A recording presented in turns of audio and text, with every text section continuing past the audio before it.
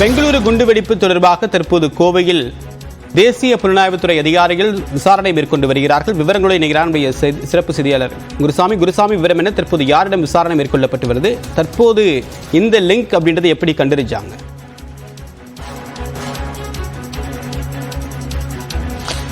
தேவப்பிரியன், பெங்களூரு ராமேஸ்வரம் கவே குண்டுவெடிப்பு தொடர்பாக தேசிய புலனாய்வு முகமை அதிகாரிகள் விசாரணை மேற்கொண்டு வருகிறார்கள். இந்த விசாரணையுடைய ஒரு பகுதியாக கோவை சாய்பாபா காலனியில் இருக்கக்கூடிய தனியார் மருத்துவமனையைச் சேர்ந்த 2 மருத்துவர்களிடம் விசாரணையானது நடத்தப்பட்டுக் கொண்டிருக்கிறது. இந்த 2 மருத்துவர்கள் சாய்பாபா காலனி பகுதியில் உள்ள ஒரு இல்லத்தில் தங்கியிருந்திருக்கிறார்கள். அவர்களது இல்லத்தில் இன்று இந்த விசாரணையானது நடத்தப்பட்டது. சுப்பண்ண கவுண்டர் வீதி மற்றும் நாராயண வீதி ஆகிய 2 வீதிகளில் இந்த சோதனையானது 2 வீதிகளில் இவர்கள் தங்கியிருக்கக்கூடிய இடங்களில் இந்த சோதனையானது நடத்தப்பட்டது. சுமார் 1 மணி நேரத்திற்கு மேலாக அதிகாரிகள் இந்த சோதனையில் ஈடுபட்டிருக்கிறார்கள்.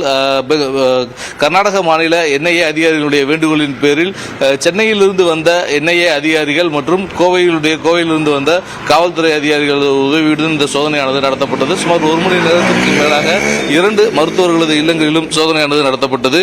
அதில் ஒரு மருத்துவர் ஜாஃபர் இக்பால், மற்றொரு மருத்துவர் நயீன் சாதிக், இந்த 2 பேருமே மருத்துவ படிப்பு முடித்துவிட்டு பயிற்சி மருத்துவர்களாக இங்கே சாய்பாபா காலனியில் இருக்கக்கூடிய ஒரு தனியார் மருத்துவமனையில் பயிற்சி மருத்துவர்களாக பணிபுரிந்து வருகிறார்கள். இந்நிலையில் இவர்களது இருவருக்கும் இந்த பெங்களூரு குண்டுவெடிப்புக்கும் தொடர்பு இருப்பதாக கிடைத்த தகவலின் பேரில் இந்த விசாரணையானது நடத்தப்பட்டு இருக்கிறது. அதிகாரிகள் பெங்களூரிலிருந்து அதிகாரிகள் யாரும் வராத போதும் தேசிய புலனாய்வு முகமையுடைய சென்னை அதிகாரிகள் இந்த சோதனையில் ஈடுபட்டிருக்கிறார்கள். கோவையிலிருந்து வந்திருக்கக்கூடிய காவல்துறை அதிகாரிகள் உதவியுடன் இந்த சோதனையானது தற்போது நடத்தி முடிக்கப்பட்டிருக்கிறது. சுமார் 1 மணி நேரம் இந்த சோதனையானது நடத்தி முடிக்கப்பட்டு தற்பொழுது அதிகாரிகள் இங்கிருந்து கிளம்பி சென்றிருக்கிறார்கள். இந்த சோதனையுடைய தொடர்ச்சி, இந்த சோதனையில் 2 செல்போன்கள், அந்த 2 மருத்துவர்களிடமிருந்து 2 செல்போன்களை மட்டும் என்ஐஏ அதிகாரிகள் பறிமுதல் செய்திருக்கிறார்கள். அந்த 2 செல்போன்களுடைய அடிப்படையில் அடுத்த கட்டமான நடவடிக்கைகளை மேற்கொள்ள இருப்பதாகவும் அதிகாரிகள் தரப்பில் தெரிவிக்கப்பட்டிருக்கிறது.